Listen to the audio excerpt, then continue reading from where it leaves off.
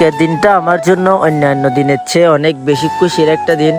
Cause আজকে 2 বছর পরে আমার আব্বু সৌদি আরব থেকে বাংলাদেশে আসতেছে। সো সকালবেলা আমি, আম্মু আর আমার ছোট ভাই মিলে রেডি হয়ে চলে যাচ্ছি চট্টগ্রাম এয়ারপোর্টে। অলরেডি আমাদের গাড়ি চলে আসছে আর আব্বু ল্যান্ড করবে প্রায় 10টা প্লাস হবে। আর আমরা রেডি হয়ে এখন 8টা বাজতেছে চলে যাচ্ছি চট্টগ্রাম বিমানবন্দরের দিকে। আসসালামু আলাইকুম গাইস, কি অবস্থা সবার, কেমন আছেন আপনারা? Welcome back to my page alone rider Sakib. Guys, আজকের দিনটা আমাদের ফ্যামিলির জন্য অনেক বেশি খুশির একটা দিন। কজ আব্বু আসতেছে 2 বছর পরে। অনেক বেশি মিস করতেছিলাম আব্বুকে। আমার আব্বু যতদিন ধরে বিদেশ থাকে এর ভিতরে 2 বছর 2বার কি 3বার থাকছে। প্রায় সব সময় 7 মাস 8 মাসের ভিতরে চলে আসে। সো এতদিন থাকাতে অনেক বেশি মিস করতেছিলাম, তাই এবার অনেক বেশি খুশি লাগতেছে। সবাই মিলে আনতে যাচ্ছি। আসলে আনতে যাওয়ার সময় অনেক বেশি ভালো লাগে, আবার দিতে যাওয়ার সময় কান্না করে করে যাই। এটা হচ্ছে প্রবাসীদের জীবন। তো আমরা এখন আছি চন্দনাইশে, আর একটু ভিতর দিকে চলে যাব টানেলের রাস্তা দিয়ে।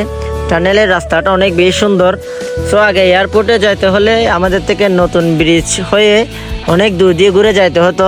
চট্টগ্রাম সিটিতে প্রায় 2 থেকে 3 ঘন্টা জ্যামের মধ্যে থাকতে হতো।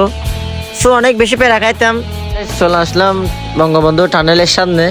টানেলের সামনের দিকের ভিউটা এত যে অস্থির, সো বলে বোঝানো যাবে না। যারা নিজের চোখে দেখেছেন তারা জানতে পারেন কতটা সুন্দর লাগে।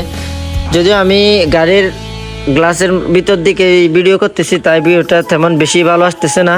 তো গাড়ির টোল দেওয়া শেষ করে আমরা চলে আসলাম টানেলের একদম মুখে।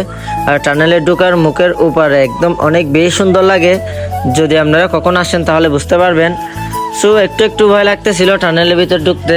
আসলে ফার্স্ট টাইম সবার ভয় লাগে, যদিও আমি কয়েকবার আসছি। আর আমার ভাইয়ের আম্মুর তো এক্সাইটমেন্টও অনেক বেশি ভয় লাগতেছে এরকম। গাইস, অলরেডি চলে আসছি বিমানবন্দরের কাছাকাছি। আর এর পাশে হচ্ছে ফতেঙ্গা সি বিচের রাস্তা। সো রাস্তাটা দেখে একদম মন জুড়ে যাচ্ছে। যদিও আমাদের টাইম হয়ে গেছে, না হলে একটু বিচে নামতাম।